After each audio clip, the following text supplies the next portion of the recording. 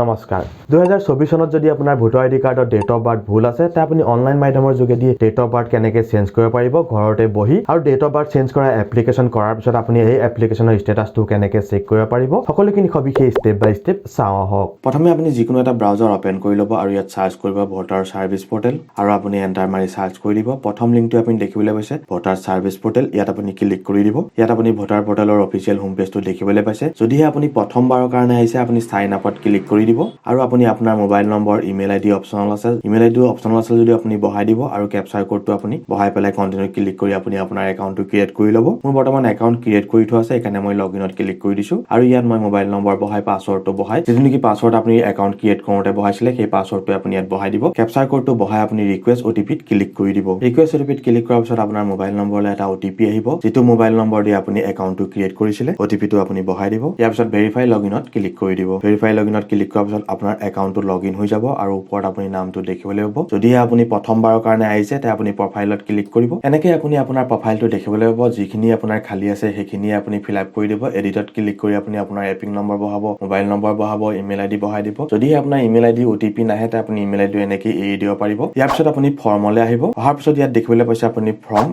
8ত আপুনি ক্লিক কৰি দিব। ফৰ্ম 8ত ক্লিক কৰাৰ পিছত আপুনি দেখিবলৈ পাইছে এপ্লিকেশ্যন ফৰ। যদিহে আপোনাৰ নিজৰ এপ্লিকেশ্যন কৰিছে তে আপুনি সেলফত ক্লিক কৰিব আৰু যদি আপুনি বেলেগৰ এপ্লিকেশ্যন কৰি আছে মানে আপোনাৰ ঘৰৰ মানুহৰ যদি আপুনি ডেট অফ বাৰ্থ চেঞ্জ কৰিম বুলি আহিছে তে আপুনি আদাৰ্ছত ক্লিক কৰি পেলাই ডেট অফ বাৰ্থ চেঞ্জ কৰিব পাৰে। মই বৰ্তমান মোৰ চেঞ্জ কৰি আপোনাক দেখুৱাই আছো সেইকাৰণে মই সেলফত ক্লিক কৰি দিছো। ইয়াৰ পিছত আপোনাৰ ভোটাৰ আইডি নম্বৰটো অটোমেটিক আহি যাব কাৰণ আপুনি প্ৰফাইলটো সেটিংছ কৰা আছে। ইয়াৰ পিছত আপুনি সাবমিটত ক্লিক কৰি দিব। সাবমিটত ক্লিক কৰাৰ পিছত আপুনি এনেকা ডিটেইলছখিনি আপুনি দেখিবলৈ পাব। ইয়াত আপুনি পাৰ্ট নম্বৰ দেখিবলৈ পাব, সিৰিয়েল নম্বৰ দেখিবলৈ পাব, আপোনাৰ নাম, আপোনাৰ শিউৰ নেম, আপোনাৰ উপাধি, ৰিলেটিভ নেম, আপোনাৰ ৰিলেটিভ শিউৰ নেম, আপোনাৰ সকলোখিনি আপুনি দেখিবলৈ পাইছে। ইয়াৰ পিছত আপুনি ওকেত ক্লিক কৰি দিব। ইয়াৰ পিছত আপুনি এইখিনি অপচন দেখিবলৈ পাইছে। ইয়াত আপুনি কাৰেকশ্যনত ক্লিক কৰি দিব। ইয়াত আপুনি ওকেত ক্লিক কৰি দিব। ওকেত ক্লিক কৰাৰ পিছত আপোনাৰ সম্পূৰ্ণখিনি ডিটেইলছ আপোনাৰ ইয়াত আহি যাব। যিখিনি আপোনাৰ ভোটাৰ আইডি কাৰ্ডত দিয়া আছে ডিটেইলছ সকলোখিনি আপোনাৰ ফৰ্মখনতে ফিল আপ হৈ আহিব। আপুনি অকমান তললৈ কৰিব। ইয়াত আপুনি নেক্সটত ক্লিক কৰি দিব। ইয়াৰ পিছত আপুনি ডিটেইলছৰ পেজটো দেখিবলৈ পাইছে। ইয়াত আপোনাৰ এপ্লিকেশ্যন নাম আহিয়ে গৈছে, এপিক নম্বৰো আহিছে। ইয়াত আপুনি আধাৰ ডিটেইলছ ফিল আপ কৰিলে ফিল আপ কৰিব পাৰে আৰু যদি আপোনাৰ আধাৰ কাৰ্ড নাই তে আপুনি I am not available Aadhaar card আপুনি ক্লিক কৰি পেলাই আগবাঢ়িব পাৰিব। মোৰ বৰ্তমান আধাৰ কাৰ্ড নম্বৰ আছে, মই সেইকাৰণে আধাৰ কাৰ্ডত ক্লিক কৰি ইয়াত আধাৰ কাৰ্ড নম্বৰটো বহাই দিম। ইয়াৰ পিছত আপুনি সেলফত ক্লিক কৰি আপুনি আপোনাৰ মোবাইল নম্বৰটো বহাই দিব পাৰে আৰু যদি আপোনাৰ নিজৰ মোবাইল নম্বৰ নাই তে আপুনি ফাদাৰ্ছ, মাদাৰ্ছ এনি আদাৰ ৰিলেটিভৰ আপুনি মোবাইল নম্বৰ বহাবৰ কাৰণে ইয়াত ক্লিক কৰিব পাৰে। মোৰ বৰ্তমান নিজৰ আছে কাৰণে মই সেলফত ক্লিক কৰি মোবাইল নম্বৰটো বহাই দিছো। ইয়াৰ পিছত অকমান তললৈ কৰিব। ইয়াত আপুনি দেখিছে ইমেইল আইডি, ইমেইল আইডিও যদি আপোনাৰ নিজৰ আছে তে আপুনি সেলফত ক্লিক কৰি আপোনাৰ নিজৰ ইমেইল আইডি বহাই দিব পাৰিব আৰু যদি আপোনাৰ ঘৰৰ মানুহৰ ইমেইল আইডি বহাম বুলি আহিছে ফাদাৰ্ছ, মাদাৰ্ছৰ আপুনি ইমেইল আইডিটো ইয়াত বহাই দিব পাৰিব। ফাদাৰ্ছ, মাদাৰ্ছৰ আপোনাৰ টিক দি। মোৰ বৰ্তমান নিজৰে আছে কাৰণে মই সেলফত টিক দি পেলাই ইমেইল আইডিটো বহাই দিছো। ইয়াৰ পিছত আপুনি নেক্সটত ক্লিক কৰি দিব।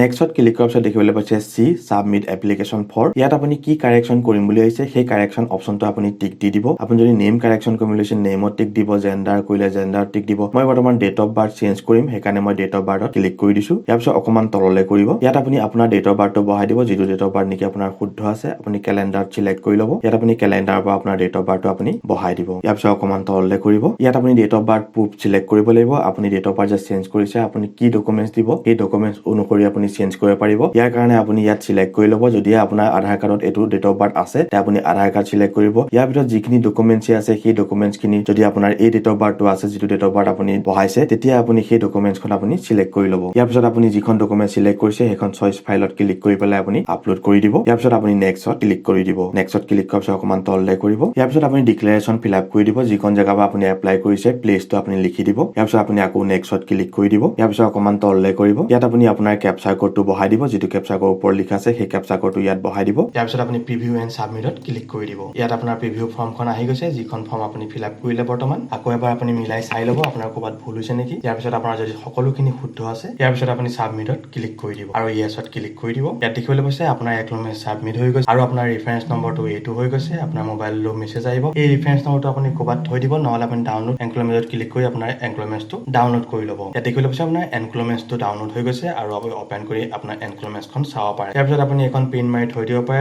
নহ'লে আপুনি এখন মোবাইলত ছেভ কৰি থব পাৰে, কম্পিউটাৰটো আপুনি ছেভ কৰি থব পাৰিব। ইয়াত আপুনি এনক্লমেজ নম্বৰটো দেখিবলৈ পাইছে। এনক্লমেজ নম্বৰটো আপোনাৰ ইয়াত দিয়া আছে। এই নম্বৰটো দি আপুনি ট্ৰেক কৰিবলৈ হ'লে আপুনি আকৌ ভোটাৰ পৰ্টেললৈ আহিব। ভোটাৰ পৰ্টেললৈ আহিবলৈ হ'লে আপুনি ইয়াত দেখিবলৈ পাইছে বা আপুনি ওকেত ক্লিক কৰি দিব। ওকেত ক্লিক কৰাৰ লগে লগে আপুনি আকৌ পৰ্টেলটোলৈ গুচি আহিব। ইয়াত আপুনি দেখিবলৈ পাইছে ট্ৰেক এপ্লিকেশ্যন ষ্টেটাছ, ইয়াত আপুনি ক্লিক কৰিব। ইয়াত আপুনি ৰেফাৰেন্স নম্বৰটো আপোনাৰ বহাই দিব, যিটো ৰেফাৰেন্স নম্বৰ আপুনি পালে ইয়াত আপুনি আপোনাৰ ষ্টেটখন বহাই দিব আৰু সাবমিটত ক্লিক কৰি দিব আৰু যদি আপোনাৰ এপ্লিকেশ্যন ষ্টেটাস এপ্ৰুভ হোৱা নাই তে আপুনি আপোনাৰ ওচৰৰ বিঅ'লক কন্টেক্ট কৰিব বিঅ'লক কন্টেক্ট কৰিবলৈ হলে আপুনি কেনেকৈ কন্টেক্ট কৰিব ইয়াৰ কাৰণে আপুনি আকৌ nbsp.in ত আহিব আৰু পিছত আপুনি নিউ লিংকত ক্লিক কৰি voter.eci.gov.in আপুনি ক্লিক কৰি দিব ক্লিক কৰাৰ লগে লগে আপুনি দেখিবলৈ পাইছে ইয়াত নাও ইউৰ পুলিং ষ্টেচন অফিচাৰ ইয়াত আপুনি ক্লিক কৰি দিব ইয়াত আপুনি আপোনাৰ এপিক নম্বৰটো বহাই দিব যিটো নেকি এপিক নম্বৰ আপোনাৰ হাতত আছে সেই এপিক নম্বৰটো বহাই দিব মই এপিক নম্বৰটো বহাই দিছো তাৰপিছত আপুনি সাৰ্চ কৰি দিব ইয়াত আপুনি দেখিবলৈ পাইছে আপোনাৰ বিঅ'লজনৰ মোবাইল নম্বৰ আপুনি দেখিবলৈ পাব ইলেকশ্যন কমিশনাৰ ACS বিষয়ে আপুনি নম্বৰ দেখিবলৈ পাব DU আপোনাৰ দেখিবলৈ পাব IS অফিচাৰ আপোনাৰ নম্বৰ দেখিবলৈ পাব ভোটীয়া কেন্দ্ৰটোৰ নাম দেখিবলৈ পাব ইয়াত আপুনি প্ৰথমে বিঅ'লজনক ফোন কৰিব যদি বিঅ'লয়ে কোনো ৰেছপন্স নিদিয়ে যে মই একো ইয়াৰ বিষয়ে নাজানো তেতিয়া আপুনি ইয়াৰ ACS বিষয়াজনক ফোন কৰিব তেতিয়া আপোনাৰ সকলোখিনি সমস্যা সমাধান হৈ যাব 100% যদি এই ভিডিঅ'টোৰ ইনফৰমেশ্যনখিনি হেল্পফুল লাগিল লাইক শ্বেয়াৰ কমেন্ট আৰু সাবস্ক্ৰাইব কৰিব ধন্যবাদ